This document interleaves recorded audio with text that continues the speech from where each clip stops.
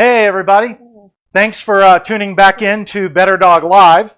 And today we've got a bunch of things to talk about. We've got some interesting things. I decided to do a little bit of a show on most frequent questions that I get asked by clients. So this week I've had a lot of dog training going on, and we've done some planning around the show. Some of our planning had to change at the last minute.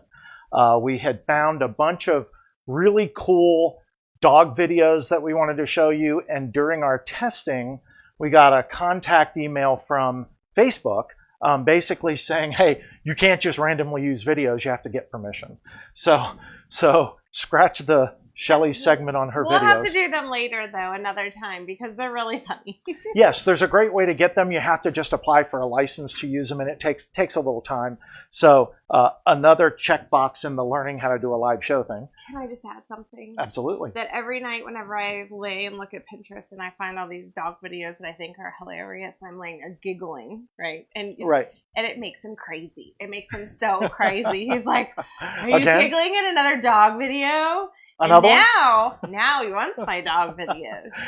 They'd be great. So we're going to figure out all the bells and whistles and hoops you got to jump through and get some cool videos to you. But we have some other stuff to talk about. So as always, we're taking questions. Now, I checked our stats, and we had over 5,000 people go into the show over this past week and look at the show. Not all of them watched it all the way through, obviously, but we had over 5,000 people go. So that's pretty exciting and nerve-wracking at the same time. I know, it's like people are watching. I got some questions that were typed to me. I got some private questions sent to me, and I've got a couple of leads, and I have a very interesting story that I'm going to tell you later about one of my clients, and we'll leave her name out of it because I did not ask her permission to use her name. So anyhow, so basically what I'm going to do is jump into some of the things that I plan to do. And as I was thinking about what to do this week, I just kept thinking about, what do my clients always ask me? And so one of the first things that comes to mind is, I always get, what's the smartest dog? What's the smartest dog? And so it's funny. My dog, of course. Yeah. So she believes. He's smart, but he's not the smartest. No. And so I will tell you about the two smartest dogs that I've ever worked with. And one of them I didn't work with directly during the training portion of it, but I was involved in group classes with this dog. And when I saw his ability, I got to tell you, I almost fell over. Very smart dog. And so what I did was I started looking at some of the intelligent dog breed lists, and there's now kind of an agreement. It used to be you'd find 5 or 6 or 10 different lists, and the list would change every year. In that list was always at the top of the list. You would always see Poodle, and German Shepherd would be like in the top 7. So what I have is I have the current list, and I checked this in several places, and so in several references, and I'm not going to go through all 147. I have the paper. Oh yes. Oh, this is my agenda for the show. No, I think that. So, oh yes, and what she's laughing at is the appropriate nature of this of this message. All right, so first of all, intelligence based on breed, and we're going to talk about that in just a second, because this is not accurate for every single individual one of a particular breed. So what do you mean? Well, so for example, number 1 on the list is Border Collie. So Border Collies are awesome dogs. Both of the 2 dogs that I'm going to tell you about that were the smartest dogs I've ever trained were Border Collies. So there's merit to the list, but I've trained Border Collies that are about as smart as a brick. I was going to say a bag of rocks. Isn't that the other saying? At least a bag of rocks would sink appropriately. But I have trained some Border Collies that were not super sharp. I have trained some that were too smart for their own good. So is it all in the breeding, or? Well, it has a lot to do with genetics. And so you're going to, in this list, I'm going to run through the list first, and we'll talk about that. So number 1 on the list is Border Collie. All right. Okay. And so I'm not surprised by that, because when I get to work with a Border Collie, I usually show them a few times and they go, oh, cool, I got this. Now what do I get for it? I love it when you do your dog talk. And so they're really cool dogs. And I have a story about a Border Collie later when we talk about what we do. That's later on the agenda. That's later on the agenda. We're going to talk about what we do that messes up our dogs. All right, because there's some things that we do as humans that kind of throw our dogs for a loop. And Border Collie is the one dog I'm going to use as this example. All right. And so the next one is Poodle. Now, anybody who's surprised by that doesn't know dogs. Poodle has always been in the top 3 or top 5 of intelligence tests for over 30 years. I feel like poodles are smart, but they're kind of like, I don't really want to do that.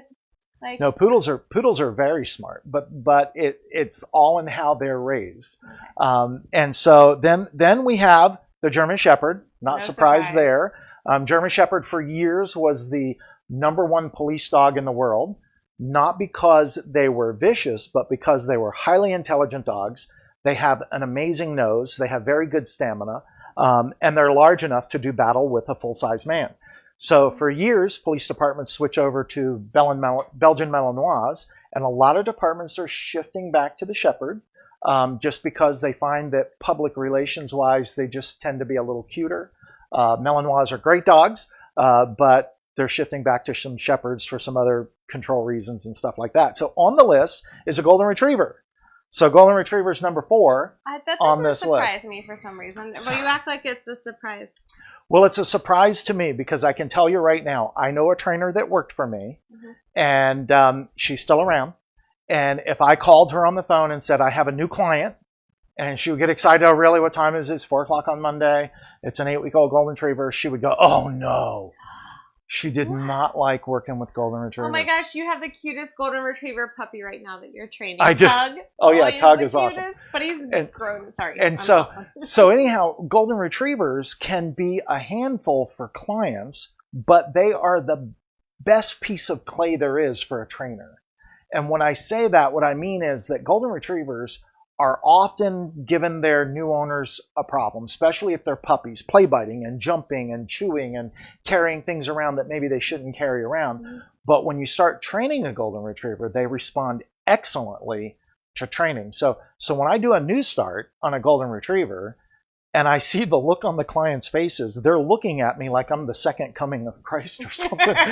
They're going, oh my God. How did you get him to do that? I think all your clients look at you like that. Well, of course they do. So Golden Retrievers are great, and I'm not surprised they're on the list, but also on the list is a Doberman. And so Dobermans are super intelligent dogs.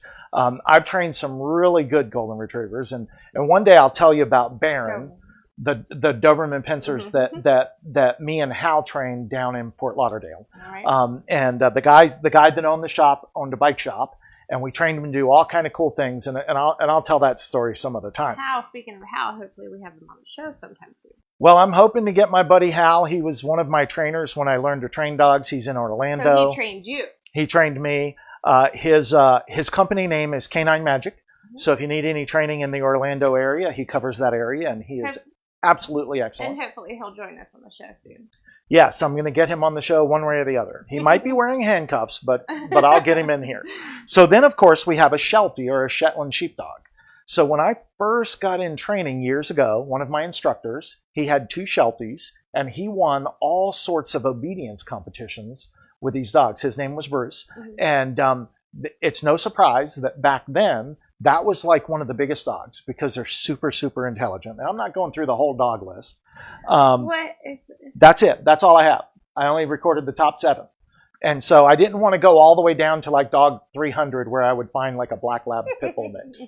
I just wanted to see if Ruckus was listed on there as number like, just teasing her because that's her dog. So I am going to go on to the next one. Let's first check and see if we have any questions coming in. No, the only question that we had was you had a dog named Whitney. Was Whitney a Golden Retriever? Yes, Whitney was a Golden Retriever. And I have some pictures of Whitney, not on the computer right now, but I'll air those at some point, hopefully. So the next thing, when I'm in clients' homes and they start asking me about dogs and what's the smartest dog, they always want to say, well, how does a dog compare to other animals? Or how does a dog compare to kids? All right. And so a dog has the intelligence level of about a 2-year-old, maybe a 2.5-year-old. And with your smarter breeds, probably about a 3-year-old in deductive reasoning powers and things like that. Dogs can actually trick you so that they can get a treat. Oh, I believe that. Not all dogs know how to manipulate or trick you. Some do. And so I'm going to give you a story about that in a little bit. You got to stay tuned in though. But that's kind of the number one thing, is that it's usually around that 2.5 to 3 year old range as far as intelligence goes on dogs. Okay, so animal, smartest animal, number 1. Well, the smartest animal is an orangutan. So I actually looked this up because every year this has changed a little bit. Oh, really? So I remember a number of years ago, and I'm aging myself, so I don't know. Say it. Don't say it. I don't know how many years ago, but a while back, dogs were like 7 or 8. So there's some surprising ones on the list here. So number 1, smartest animal in the world, other than humans, of course that's debatable, is an orangutan.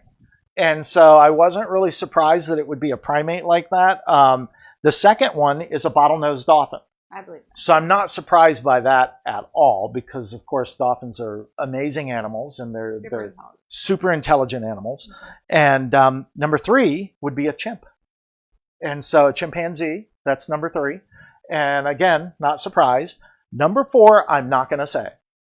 This is the one you wouldn't tell me earlier. I still don't know the answer. I want guesses as to what number 4 is. And I'm betting. Okay, so all animals. Out of all animals. Not mammals, reptiles, well, obviously. Humans not included, because of course we're way down or way up on the list, depending on how you look at it.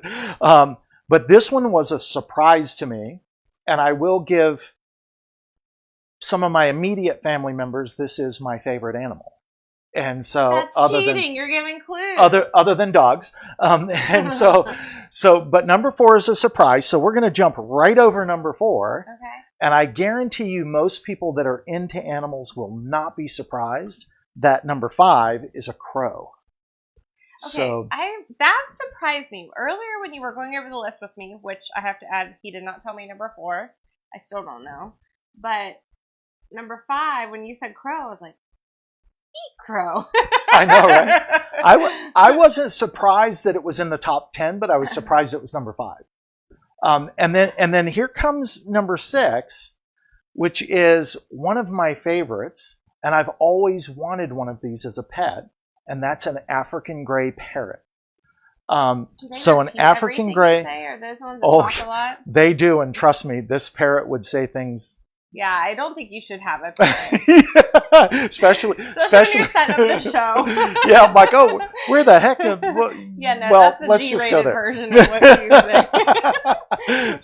So an African gray. A friend of mine when I was growing up, and my first employer when I was a dog trainer, Robert Ward down in South Florida, he had a yellow nape parrot, Scratch was a yellow nape parrot, and we always said an African gray would be a little bit more gentle. They are more gentle than a lot of other parrots, and they're absolutely beautiful. So we're moving on to number 7. Now, number 7 I always knew was ahead of dogs, but I did not realize how far ahead of dogs. All right. So number 7 is a pig. And so pigs are really smart. And in a moment, you're going to see me using a clicker. And I went to a dog training seminar where a man took a clicker and he told the audience that we would all ask for a clicker at the end of this seminar. And I was skeptical. In fact, I had a conversation with him and I was skeptical. And then he got a 600-pound pig, sow, that came out on stage and started pushing him around on a skateboard. And he held up the clicker, and I said, "Give me that thing." Yeah, you asked for that clicker at the end of the year. And I heard you in here clicking with Ruckus during the day. You've been working on your trick. Yes, Ruckus is coming along on his trick. You guys, if you followed the show, you saw the other day that I did a quick clip on getting him to chase the little target stick around, getting him ready for this next stage of the trick, which we're doing tonight, hopefully. So the clicker turned out really great, but when I saw this guy train a pig with a clicker, I said, okay, I got to learn this. And so I jumped in and started learning. So now we're moving on to number 8. So number 8, my daughter Emily will appreciate this because she owns a few of these and she trains them. So it's a rat. Number 8 on the intelligence list is our rat. She's been telling you that too. Oh yeah, she's told me all along rats are smarter than dogs. and believe me, right. She's made her case clear. But surprising to me, number 9 was a squirrel. And I was surprised by that. Do you remember when we saw the squirrel at your brother's house was carrying the Target bag into its home, and it looked like a dog's poop bag tied up? It was a dog's poop bag. So we Sorry. So we saw the squirrel climbing the tree with his plastic Target. It was a Target bag. It was right? a Target bag. So I was like, oh my god, look at that squirrel going up into its little. And it was tied, and it had a clump in the bottom of it, and it was crystal clear that this squirrel was lining his nest with a poop bag.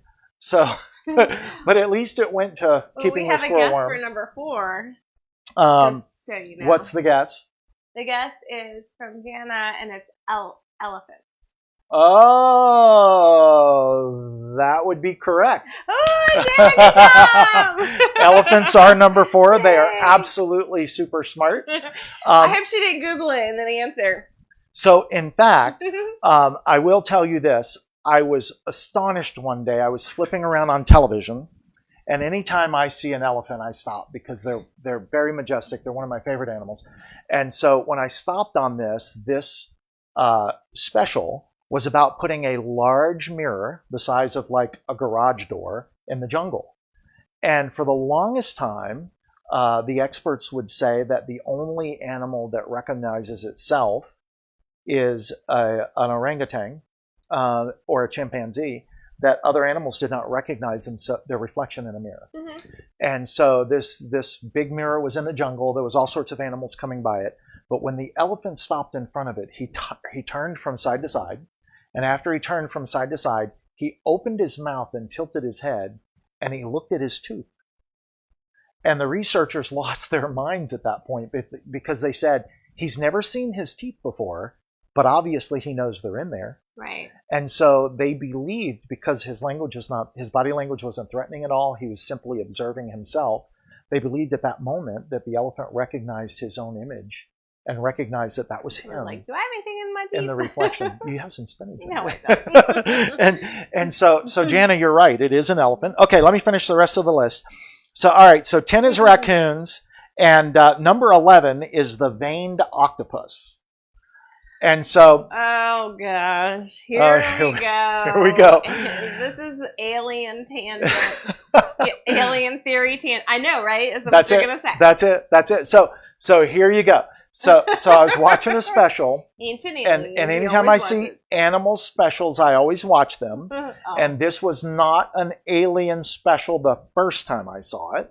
Second time I saw it, they had captivated that and said, "Oh my God, we're gonna put this on the Alien show." You. And so some researchers were talking, and they were talking about how the DNA of an octopus is so incredibly different than everything on Earth that there's a group of scientists who speculate that the octopus was formed from amino acids or other types of whatever that came from outer space.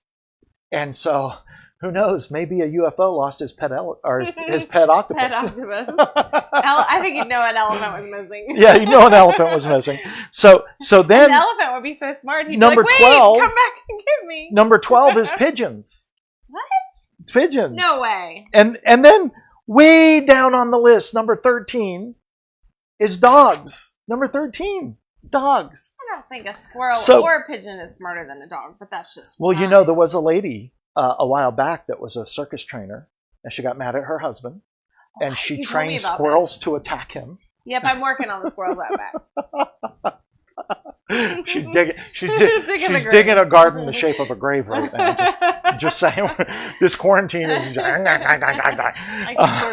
So I'm surprised that number 13 is on the list. Now, the lady who did this, her name is Elise Dubner, and this is from ranks.com.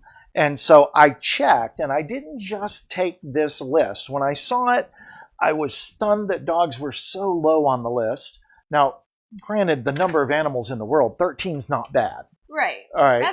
That's true. I wonder how many animals there are. I have no idea. More than I can count. But so 13 is not that bad, right. But I was skeptical. So I started searching around more, and I probably spent about 45 minutes pulling list after list after list, and I got the same thing. So this is not just one person's opinion. This is quoted from many different people. I'm so proud of you for doing your research for the show. Look at you being all organized with your list and research. I just wanted to make sure that that we were onto something, right? And so anyhow, so So with that, she did say under the dogs section, when she lists dogs as number 13, that she thought that possibly mankind has damaged a dog's intelligence. And that is because we do so much for them. We do too much for them. And you're going to hear about that a little bit later in my training tips. Because if you spoon feed them too much, they'll get worse. They're our babies and we love them. That's what we're doing. Are we ruining them by babying them and doing everything for them? You can. I mean, think of the concept of you want your child to fall out of a small tree, right, so they don't fall out of a large tree. Okay. And if you catch them every time they stumble, they don't learn to kind of get along on their own and not stumble so much. Right. And so with dogs, I think there are a lot of things we do. For example, I know a caregiver that cares for an elderly person, and she's great with them. She does a great job caring for them. It's amazing. But by that same nature, if you grab a cup of coffee every time that person wants one, and you grab them a glass of water every time they want one, and you do everything for them, they stop doing it for themselves. And when they stop doing it for themselves, they lose that tight grip on, I've got to get up and do this myself. And so with dogs, I think we have that same thing. All right, so with that being said, I think it's time to see if we have any questions that have popped in. We don't. I just checked. Jan and I were obviously having a conversation over here, okay. That's why I keep looking. But she was surprised by the pigeon comment, or the pigeon ranking on the list as well. I was, definitely. But now, I will say this, back in World War II and World War I think it was, they delivered messages. We had homing pigeons, and they would take messages and put them in a tube and put them on the pigeon's foot or the pigeon's leg, and the pigeon would fly home. So those homing pigeons would bring messages back, and they flew over great distances. So navigationally, they obviously are great with that. So, okay, so I think it's time that I visit Ruckus's trick a little bit. Well, I just have a quick question about the dogs and us ruining our dogs, because I want my dog to be the smartest dog in the world, of course, so I don't want to ruin that. Does it help by giving them a job to do or something to do or something Absolutely. Mentally stimulating? Like, I know I had you cut down all those trees in the yard. Oh, gosh. Every weekend it's a tree cutting ceremony here happening. So. Oh, there's just a few trees. Chainsaw worn out. I'm worn out. I can barely walk at the end of the day. Anyway, so we have some trees that were cut down that we haven't quite finished cutting, and Ruckus decided he was going to pick one up and carry it across the yard. And it was way too big for him. And it was a tree, like a big tree. And so it makes me wonder if he's not mentally stimulated enough, and he's kind of like, here's this tree for you, like working. He wants to work and do something. Well, Ruckus is just very macho. He's just trying to show out with his macho. Okay. But he's a powerful dog, and he likes carrying things around. Mm-hmm. And so you have a video of him when he was a puppy. So she's gonna get her little control thing here to work. All right. Okay. And she's gonna show us a video of Ruckus trying to carry a stick when he was a puppy. Stick. This is Ruckus's stick as a puppy. Stick. So we got to do the thumb tap thing so we can see it. There we go. So this is a big, huge log. This is Ruckus as a puppy too. He was young. He wasn't even a year. And he can barely pick this thing up. And so you're playing it again a second time. Well, I think it came back. Just in case anybody missed it, we'll just show imagine that he gets more screen time. But Mama. He's carrying around this pretty big stick. So the other day he was trying to pick up a tree that was about this big around. Okay, he couldn't even get his mouth around it. But he drug it across the yard. I had to move it back. And once he got an edge on it, he did slide a little bit. I was surprised. But he is pretty strong. You know, he's what, 98 pounds? 18 pounds overweight? Sure, yeah. so doing too much for him? So what else can we do for the dog? So what I want to do is I'm going to go up and start working with Ruckus. Okay. So we're going to switch cameras. We're trying some new thing here. So I got this. She says she's got it. So if this works, great. If it doesn't work, bear with us. We're learning as we go. So I'm going to go over and get Ruckus ready. Ruckus, come!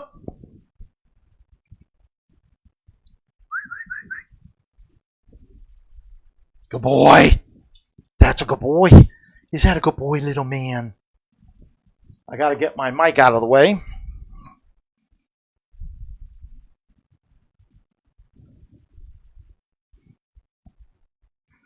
All right. All right. We have So, to move this.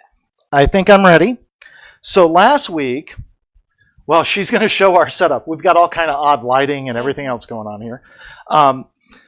So last week, I started teaching Ruckus to touch his nose to this target stick.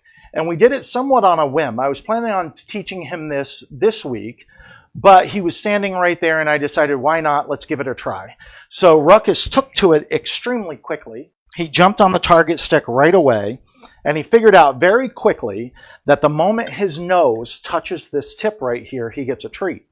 So to help him understand that, I'm using this clicker, and when I click this clicker, this teaches Ruckus, or Ruckus already understands, that when he hears that click, that his behavior is qualified enough to receive a treat. Right. And so he knows right now that I'm setting up. You can see he's paying attention right here. So what I'm going to do is just tell Ruckus the first thing that he learned with his target stick is touch. Good boy. That's a good boy. So basically, the goal here is for Ruckus to touch the end of the stick. Now this one is an excellent target stick because it's got a big red ball on the end of it. So it's real easy and obvious for him to figure out this is what he should touch. And so we'll see if he wants to participate again. Touch. Good boy. Good boy. So the target stick, the reason that I choose this first when I start teaching a dog tricks, or in some cases commands, is because a target stick serves as a magnet. And I can use this magnet to pull his nose where I want. And if I can get his nose where I want it to be, then I can get him to do body positions, like if I wanted to get him to sit, or if I wanted to get him to lay down, or if I wanted him to do something else. If I can lure him with the tip of this stick, then I can get him to do pretty much what I want him to do. Touch. And you can see that Ruckus has learned it pretty good. He's now already learned to pursue it. And so one of the things that I did to teach him to get ready for this trick, Ruckus, over here, come on, is I got him to where he would break a sit. Sit. Good boy. Touch. So normally Ruckus would listen for "you're through" before he broke a sit stay. When I put him in a sit, it's an automatic stay. So the first time that I did that with him the other day, he looked at me like, dude, I want to touch it, but I know I'm in a stay. So I had to let him know that it was okay if he's sitting, that he's allowed to leave that to go after the ball. Touch. And he's just doing very well with it. So we're going to do a couple of quick ones. He's a little slow on eating the treat. Touch. Good boy. Touch. Right here. Good boy. Good job. That's a good boy. Touch. Good job. What do you think? Is he doing pretty good? All right, Mom, what do you think? I think he's doing an amazing job, and he looks so handsome in his bow tie. I just have to add. So there's a whole bunch of tricks that I can teach Ruckus using the target stick, but this is the first one that I intended on. It sometimes is a hard trick for dogs to get because their common sense tells them to do something different than what I want them to do. Wait, so, is this the big reveal of this is the reveal of the trick. I don't even know what this is. And this is a basic trick. I want to stress that this is a basic trick, but it leads to so many other things. So I'm going to get him over here. Come on, buddy. Here we go. Good boy. Sit. Down. Good boy. Good boy. Touch. Good boy. That's a good boy. Down. So he's never done this before. Touch. Good boy. So the goal is to teach Ruckus to crawl. Touch. Good boy. So what I'm doing is I'm teaching him that any forward movement, touch. Good boy. That's a good boy. Good boy. Touch. Nope. Down. Crawl. Touch. Come on. Ah. Down. You got a hold of my stick. I noticed. Down. Touch. Nope. Down. Touch. Good boy. Good boy. Touch. Touch. Down. Touch. Good boy. That's a good boy. You're through. Yay! You're through. Come on, buddy. Boy. So Sorry, we're gonna squealing and excited over my. We're gonna do this again, and I'm gonna do it one more time with him. But so right now, what you have to understand is that Ruckus does not know what crawl means. So what I'm looking for from him is to keep his stomach mostly on the ground and to literally do like a little army crawl along the ground. His common sense tells him that if a treat is too far ahead of him, for example, if I threw the treat 3 feet ahead of him, it takes less energy for him to stand up and walk over there and pick up the treat than it does to crawl. So what I have to do is get him to move one little bit. I'm trying to get a 1-inch crawl so that I can reward that crawl-like behavior. And as I reward that, he starts figuring out that it's not the paw on top of the ball that I'm looking for. It's not him biting it, and it's not him standing up. So every time he breaks the down position, I'm just putting him back in a down. Now, the reason I taught him it was okay to leave the stay is that if I did not do that before I got to this point, Ruckus would most likely stay there and not move forward. Right. So we're going to try it again. Come on, buddy. Good boy. Down. Good boy. Good boy. Crawl. Nope. Touch. Good boy. That's a good boy. Nope. Down. Touch. Good boy. That's a good boy. Touch. Nope. Down. Touch. Touch. Down. Touch. Touch. Touch. Touch. Good boy. So the trick here is to go slow. You're through. So the trick here is to go slow. So right there, he crawled perfectly. And I probably should have clicked about 1 second before I did. And as a result, he stood up. So if you're trying this at home and your dog keeps standing up, don't make him crawl so far. The goal is to see him do this. If he does that, and even if he only reaches this far with his paw, I would mark and reward that behavior. Based on how Ruckus is doing, I have a feeling that he'll be crawling right across the floor very quickly, probably next week. So I am going to feature another trick next week that I use to teach the target stick whip. So again, I'm not going to tell you what it is. We're going to do one more quick crawl, and then we're going to go back and kind of finish some of our other subjects here. So any questions from Shelley? Nope, I just think that Ruckus is doing an amazing job. A little bit of bias going on there. Smart, Raggy Poo. So let me turn him around and I'll try one more. Come on, buddy. Come on. Here we go. Good boy. Good boy. Down. Good job. Crawl. Touch. Touch. Nope. Touch. Good boy. Good boy. That's a good boy. He's so big. These are chewy treats. Touch. Touch. Good boy. That's a good boy. Let's get one more of those. Good boy. Nope. Down. Touch. Good boy. He's just going to stretch out and be lazy. So he did so great on that. I'm actually giving him 4 treats, and you'll notice that I didn't throw them all down at once. I'm using 4 separate reaches. That way he perceives it as a big time bonus. So we're going to do a camera switch, and we're going to switch back to the main set. All right. Good job, Ruckus.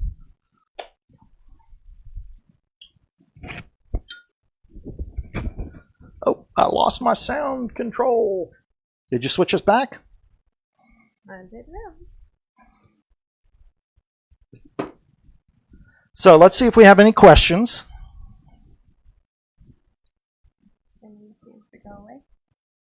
Yeah, that's fine.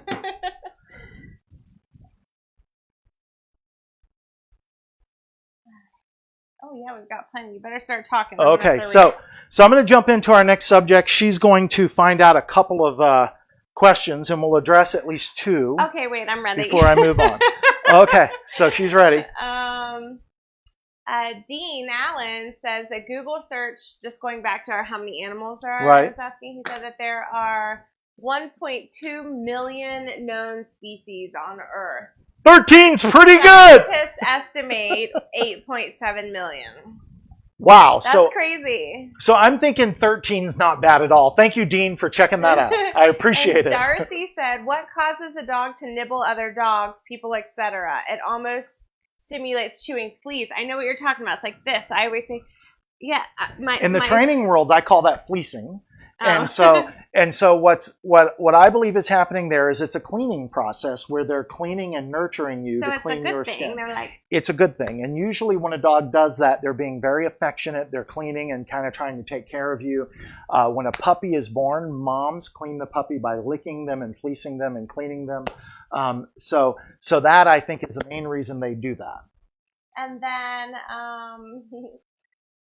Jen says, I have a 110-pound 3-year-old Mastiff, oh my goodness, who is basically my shadow. Whenever I'm home, she follows me around.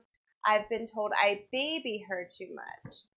It's how we live, I guess. I live in an apartment, have a roommate who walks her when I'm working. When I walk Genesis, sometimes she gets aggressive, barking at other leashed dogs. I hope I said the name right. I'm sorry. So when a dog is, first of all, there's two different questions there. You kind of alluded to the fact that you're babying her, all right? And then the other question is, why is she being aggressive with other dogs? And so there's a lot going on there. So first and foremost, dogs live in a pack structure. All dogs automatically understand pack language. And so when I go to the dog park and I watch dogs playing, I see things differently than the average person does, for example. And so one of the things that I see is that when somebody goes to the dog park and they walk in the dog park with their dog and they have their dog on a leash, one of the worst things you can do is greet other dogs with the dog on a leash. If you have that dog on a leash, when you walk into a dog park or you greet another dog, basically what happens is you're changing the dog's body language when it's greeting another dog, and you're making the dog feel confined and restricted. So when you're approaching another dog, it's best for your dog not to be on a tight leash. Now, if your dog's if your dog's behavior prevents that, you have to teach your dog not to pull you around on the leash. If the behavior that you're talking about that's leading to the pulling is aggressive behavior, then you definitely have to have help with that aggressive behavior from a training standpoint. If all dogs existed in a big fenced-in neighborhood, you would see so much less dog aggression. The dogs will have worked it out. They'll have figured out Joe down the road's the pack leader. You know, Susie's his primary right-hand man, and they'd have it all worked out. But when you have a dog on a leash, you change their body language as they're approaching another dog. When they're pulling, that kind of pulls their head up and rolls their chest out and makes them very tall and bold. And it makes to the other dog, it makes it look like your dog is puffed up and ready for a fight. Oh, I've seen that before. So if two dogs are excitedly pulling toward one another, there could be misconception on one of the dog's parts that hey, he's about to be aggressive. Now, there's other body languages that tell an experienced dog, oh, his head is up and his chest is out, but his whole body is saying, let's play. Mm-hmm. But if your dog doesn't have the experience of doing that, it's important that you approach other dogs on a loose leash. So the reason I brought up that pack language is that I get this all the time where somebody says, do I baby my dog too much? And it comes down to this. If your dog has the behavior that you want, and you and your dog get along fine, and your dog understands your rules of etiquette that you want to that dog to adhere to when greeting other people, then maybe no, you're not babying your dog too much. But if your dog is ruling the house, and if you can't set, for example, a sandwich down on a coffee table and go pour some more water and come back and have that sandwich not be gone, then what that means is that your dog doesn't perceive you as being the pack leader. And if your dog doesn't perceive you as being the pack leader, then basically what that means is that he's going to challenge you in other ways. And when out and about, when you're walking around the neighborhood, if your dog believes that he or she is the pack leader and they see a perceived threat, they also become the security officer. And so if you're the pack leader and you say no, and they respect your pack leadership, they won't even think about barking or growling at the other dog. So there's a lot to this. You can't solve that kind of problem if you have aggression on leash with another dog. You can't solve that kind of problem with a tip about training. There's some involved techniques that go into that. The first step is to start teaching your dog that there are some rules, and maybe they need permission to do something. And so if your dog needs permission to eat, or if your dog needs permission to come in and out the doorways, then they're starting to see you in a different light, and you're going to become more the pack leader if you make them qualify for certain things based on their behavior. So there you have it. So what else do we have? I think we've answered. Thank you. She's excellent in the house and respects food. Is that leash behavior? Wait, I'm sorry. Let me rephrase that. I've been reading it for the first time. She said, she's excellent in the house and respects food. It's that leash behavior. Right. And so that leash behavior, you probably have to start out with gaining a little bit more dominance in your dog's eyes prior to the leash walk, and your dog needs to learn to walk on a leash without pulling you. That is critical, because if your dog won't respect you enough to not drag you toward other dogs, then you're never going to be able to manage that dog's behavior. Now, your dog, I think I know who you are, and I think you have a very large dog. Yeah, it's massive. It's that's right. Massive. And she said 110 pounds, I think. Yeah, 110 pounds. That's a big dog. And he's a pup. And so, and a pup. Well, maybe not a pup if it's 3 years old, but that's a large dog. And so, with a dog of that size, it all has to come down to you winning psychologically, because if you're trying to overpower a dog of that size, it's never really going to work. So you have to win that game psychologically and get your dog to believe that you're more dominant of a pack leader than they see you now. So okay, so there's some things I'm going to move on into just in case. If we have other questions pop up, we'll jump into those. So one of the things that I thought of is we were talking about the dogs earlier and what the lady said about why dogs might be 13 on the list, and how humans may have damaged the dog's ability. So years ago, I read a study that was done in Turkey, and this study was where they compared newborn wolf pups to newborn domesticated dog pups. And the thought for the longest time was that wolves were smarter than the domesticated dog. This study, basically what they did is they had very little contact with these pups, and they would just simply feed them out of a bowl that opened automatically. So there was no human interaction. Then the bowls suddenly did not open. The wolf pups scratched away like crazy on the bowls and just kept trying to whittle away at them. And the domesticated dog pups tried a few times and then stopped and looked at the humans standing there waiting for help. And so there was a lot more to the study, but the bottom line is that they believe now that domesticated dogs are actually smarter than wolves. The exception being, of course, the domesticated dogs don't hunt. They don't hunt in a pack. Yeah, they look at the pack, the human, obviously. Right. So we've bred that out of them, but domesticated dogs learn other things too. We have dogs that do CNI dog work. We have cancer detection dogs, citrus detection dogs. We have dogs that detect marijuana. Did you say citrus? Oh yeah, you're not allowed to fly into the country with citrus. So if you see a dog walking through the airport and the dog's hitting on a suitcase and the dog's pawing at a suitcase, that's not necessarily a dog that's saying, hey, somebody's got some pot in there. Imagine if you had both and then it just got to the lemons and the oranges and you're like, shoo. It could be an orange in there. So we have, restrictions on certain types of fruit coming into the country, and the dogs are taught to detect that. And so my buddy Hal, we used to talk about his career before he became an in-home trainer. He was a bomb dog trainer. And so we were talking about the ins and outs of that. And Hal just sort of laughed one day, and he goes, well, put it this way. Are you going to do the Hal voice? Yeah, the Hal voice. If a marijuana detection dog misses some pot, somebody gets stoned. If a bomb dog misses a bomb, people die. Yeah. And he gets that serious big deal look.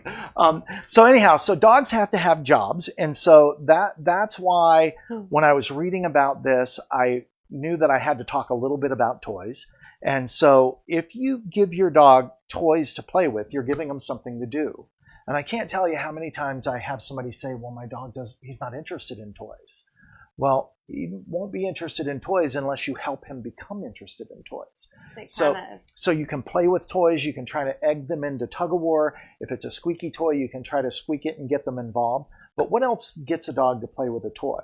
Your smell and your interaction. Oh, are you going to tell them about the laundry basket? So if you take a squeak toy and you squeak it once or twice and you give it to your dog, it's got a little bit of your smell on it. But if you squeeze that squeak toy and you stick it in your armpit and you suck some of that nice armpit nectar into the inside of the toy, and you rub that toy. We carry our odors in our armpits, our groins, and our feet. And so if you take your dog's toys and you put them in the dirty clothes hamper, that will scent the toys, but you don't want your dog to see you putting them in and taking them out, because he'll come out with a sock instead of the toy every time. But the idea is you want to scent the toys. You also want your dog to see you playing with the toys. So if you take a chunk of nylon that's shaped like a bone, called the nylabone, and you drop it on the floor and say, there's your bone, at that point, your dog says, oh, it's a chunk of nylon. But if you interact with that and you pet your dog with that toy, and every time you approach your dog 30 or 40 times in a row and you go to pet him, you're holding that in your hand, petting him with the toy itself, he starts seeing that you want to interact with him with that toy. One of the biggest things chewed by dogs is a remote control. It's just the right size for it. It's just the right size, like a bone. And it's got your smell on it, and they see you handle it all the time. Well, I never put that together. And so when you give your dog a toy, it's not as simple as dropping it on the ground. You have to get him to interact with the toy. But I do have a tip on a toy that you can make, and there's going to be a very complicated tutorial on how to build this toy. All right. And so for some people it is. Well, I mean, when you say just get out the drill, and that's when I shut down. Okay. So I'm going to go to Lowe's, or I'm going to have you do it. So this is a feeding puzzle, and I have used this feeding puzzle for 25 years. And so what I do when I make these is I take a 9-inch long piece of PVC pipe, 2-inch diameter pipe, which is about that of your forearm. And you need one of these. That's called an end cap. You need one of these. That's an end cap with a plug, and the plug unscrews. All right. Then on the side of the toy, you drill a 3/4 inch hole. All right. And so what that basically does is, as this rolls along the ground, it's going to drop kibble out, and your dog will learn to push it around to get his food out of it. So now there's a lot of feeding puzzles. You can find dozens of feeding puzzles on Amazon and all the pet stores, but they all have one huge flaw, and that is there's 1 or 2 treats. So what I do is I put the dog's entire meal in here. And the idea is we do too much for our dogs. So if I set this on the floor, which I'm going to do in a second, Ruckus will immediately start rolling it, because he knows, he's discovered that rolling it gets the treats out. But I will say you have to train him to it. So, you guys all know that I met her by training Ruckus. And so I made this for her. And when I gave it to her, I said, you've got to teach him to use this toy, and you need to teach him under supervision for several meals, and just teach him to roll it. Nudge it with your toe, nudge it with your finger. So she figured... I did when I put it down the first time. So she showed him once, and then she left it with him full of food. So Ruckus decided to go at it. Because he's the smartest dog ever. He's hardcore. He's like the little tough guy of dogs. So he decided he would figure a way to chew this off. He just... So then she said to me, oh my God, is it bad that he just learned to unscrew it? So several times she would give this to him, and he wouldn't roll it. He'd put his paws on it and turn this cap with his muzzle, his mouth, and he'd eventually take it off. So when you put this on, these are not glued. I don't want the glue in the dog's food. Right. All right. So when I put this together, this piece goes on the ground. This piece gets a good hard swat with my palm, or you could use a piece of wood to whack it, maybe, a rubber mallet, or you could put a book on it and hit it with your fist or a hammer. Just don't hit the PVC with a hammer, because it'll break it. And then when you put this on, PVC is designed to not come apart. So if he were to pull this end off, I would just tap it back on again. It would be simple. I'd just tap it back on again. When you put this on, you just want to thumb and forefinger, give it a good tight twist like that. If you crank it down, you're going to need pliers to get this thing off of here. All right. Now, this is for dry food only. You can't put canned food in here. And what makes ooze out the hole. What makes this work great is the fact that it takes a dog, the first time they start learning to do this, it takes them 30 or 40 minutes to get the food out of here. So at first, and I've seen this happen. This is pretty amazing when you think about it. So at first, the dog's rolling it along, and suddenly it hits a wall.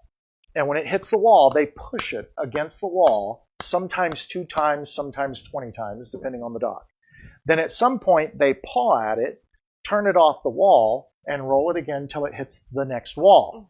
When it hits the next wall, they might move it with their muzzle, or they might grab it and pull it off of the wall, or they'll paw it again. So they're figuring out how to get it off the wall more quickly. But in a week or so, the cool thing is when they start getting close to the wall, they move their muzzle to the side and turn it so it never hits the wall in the first place. So that means your dog learned. And when your dog learned how to get the food out of here more efficiently, essentially what's happening is he's mentally stimulated and he's physically stimulated. And so what that does is it keeps him happy. So don't feed your dog out of a bowl. Get one of these. I can get one to you, or you can make it yourself. 9 inches long, cap on both ends. Twisty cap on one end. It's a highly technical term, I'm sure. I think this is called the plumber's cleanout plug. So drilling the hole is a little bit of a challenge. If you use a round bit and you're not careful, it will break the hole into an odd-shaped hole and it won't be real smooth. A hole saw works best, or a paddle bit run at high speed with very little pressure. I would also not drill this without it being in a vise or standing on it, because if the drill bit catches it just right, it'll really torque. If you guys are like me, where everything he says, I'm like, and it's just glazed over. She's like, just message Mark. I told her, and she goes, just bring me one. Make one for me. so, and yes, I did charge her. And so, you did actually. I did. And so the great thing about this is when you go to get the supplies at Lowe's, you're looking at about $10. You'll have enough to make 3 or 4. I would go ahead and make 2 at least, because when it gets dirty, you can throw it in the dishwasher and reuse it. So that's a great toy, and I'm going to give you one more example of exercising your dog and giving them something to do. So there's a trainer, and this trainer is famous for saying, exercise your dog, exercise your dog, all right? And so I have clients that come to me and say, I'm following this trainer's advice, I've been exercising my dog. One man, I'll never forget him, he said, I started out, I could hardly walk out to the end of the mailbox because I was out of shape. Now we nail out a good 2, sometimes 3 miles brisk walk in the mornings. He goes, and I'm just making him more physically fit so he can kick my every day. Right. and this is a very stubborn. Where are you with that? This is a very stubborn dog. Here, let me give him this. Ruckus. Right. Here, he's like all up in your business. Yeah, he wants to. He wants to do like, more. You training. have my treats. He's got. And you got my feeding tube. He's going to make a bunch of noise in the background. And so anyhow, so I had a client that lived in a high-rise building. She lived in, I don't know, 15th or 16th floor on the building, and she happened to have a border collie. Oh, geez. And so for herding, right? And small running efficiency apartment, border collie. Border collies are super high energy dogs. Right. Small efficiency apartment, border collie. So she had a pet sitter that was walking the dog 1 mile a day. And with that 1 mile a day, the dog's behavior was somewhat managed. This dog was an excessive chewer, but he didn't chew that much. He hardly chewed at all, but he was getting a mile walk a day, 5 days a week. So she says, I want to teach him to ride on the treadmill and to walk on the treadmill. And I said, of course I can do that. I've done that many times. Right. So 2 weeks later, this guy's trucking along on the treadmill. And she says, I got rid of the pit sitter, and he's doing the pet sitter, and he's doing his mile a day, but his chewing has come back. And I said, well, the problem is a mile a day on the treadmill is physically stimulating, but there's no mental stimulation there. And so I suggested go back to walking him outside. Well, she wanted her dog to go on paper on the balcony. So we were kind of in a gridlock because I was trying to say, hey, you need to get your dog outside. And she loved this dog. She's great with this dog. And so anyhow, long story short, we had to up the mileage on the treadmill so the dog was doing 4 or 5 miles a day to equal the mental stimulation of 1 walk. Oh, wow. So all the smells and interactions. Is that yes. what? Okay. And so one of the things I do during training when I'm training a dog is, we teach dogs to heel where they walk right at your side during a walk, and that's great. But I also tell my clients, get out your 30-foot leash. I recommend a Biothane 30-foot leash. I'll put the link to that in the thing below. I'll do a review on them. They're great leashes. Anyhow, I have them take out their leash and do a free walk with their dog several times a week. And during this free walk, the dog can sniff around and do whatever he wants. He gets to be a dog.